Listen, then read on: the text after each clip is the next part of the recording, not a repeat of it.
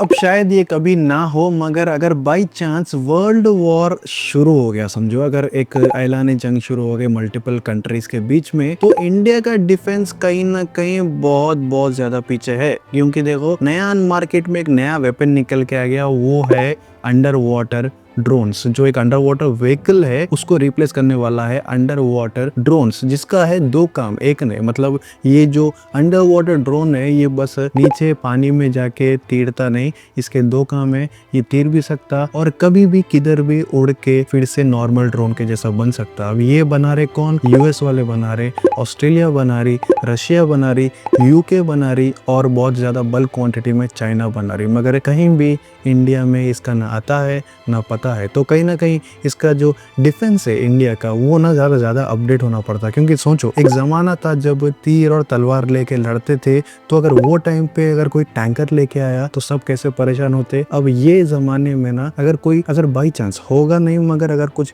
World war हुआ तो जो इंडिया का डिफेंस है ना, वो बस तीर तलवार की दिखेगी। और जो ड्रोन है, जो इतने अपडेटेड ड्रोन है, वो यूएस की जो नेवी है, जो स्टार लिंक लेके बना रहा, और जो चाइना की जो आर्मी है, जो ये लोग यूज कर रहे हैं, उसके हिसाब से इंडिया जो है ना, वो बहुत पीछे होने वाला है। तो देखो, अब मार्केट में नया एक वीडियो निकल के आया जहाँ पे जो ड्रोन्स है जो यूएस वाले बना रहे हैं, उसका एक प्राइम एग्जांपल है। जो ड्रोन है ना, वो आसमान में भी उड़ सक रहा और पानी के अंदर भी जा सक रहा। तो अगर अभी ड्रोन्स के बारे में जरा ज्यादा बात करें तो इनको बोलते हैं UUV, मतलब अनमैन्ड अंडर वाटर व्हीकल, जहाँ पे कोई आदमी है नहीं, मगर ये एक व्हीकल है जो अंडर वाटर आराम से जा सकता। तो सबसे पहली चीज है कि ये कॉस्ट इफेक्टिव है। इसको मतलब अगर एग्जाम्पल के लिए बना रहे तो इसके ऊपर खर्चा होता, मगर अगर कोई बार बन गया, एक अच्छी तरीके से एक ड्रोन बन गया, तो ये बहुत कॉस्ट इफेक्टिव है। बहुत आसानी से इसको बल्क क्वांटिटी में बना सकते हैं और कोई आदमी नहीं रहेगा, अनमैन्ड रहेगा, तो ये बहुत कॉस्ट इफेक्टिव है।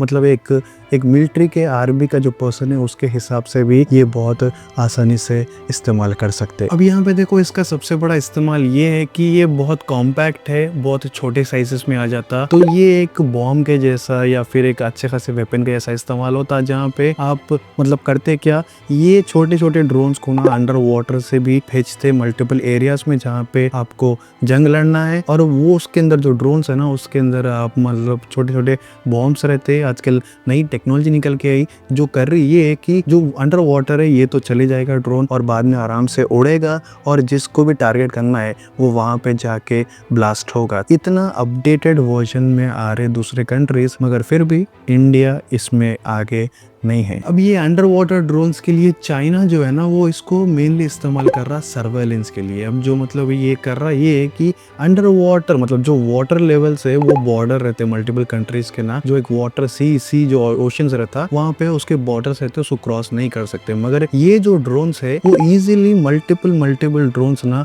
जा सकते कौन से भी एरिया में, और सर्वेलेंस कर सकते, और वहां का जो डेटा है वो लेके आ सकते। तो ये बहुत कॉम्पैक्ट है, बहुत ईजी है और ड्यूरेबल है, और इसको इजीली इस्तेमाल करते। तो चाइना का जो मेन टारगेट है ये चीज के ऊपर, वो है सर्वेलेंस के लिए। अब अगर एक फाइनल बात करें तो हाँ, ये मतलब एक अपडेटेड वर्जन है वेपन्स के। अगर नर्सरी से बात करें तो ये बहुत अपडेटेड वर्जन है जो मल्टीपल कंट्रीज इस्तेमाल कर रहे अपने सर्वेलेंस के लिए, लीथल वॉर ऑपरेशंस के लिए और ड्यूरेबिलिटी के लिए। कहीं ना कहीं इंडिया को भी ये सब अपनाना चाहिए। अब इसके बारे में आपका क्या मानना है? इंडिया को भी ऐसे ड्रोन्स बनाना चाहिए जो पानी के अंदर भी जाएगा और आसमान में भी उड़ेगा, या फिर अभी इनको ज़रूरत नहीं है? अब इसके बारे में आपका क्या कहना है? कमेंट करके बोलो, और अगर नए हैं सब्सक्राइब कर लो।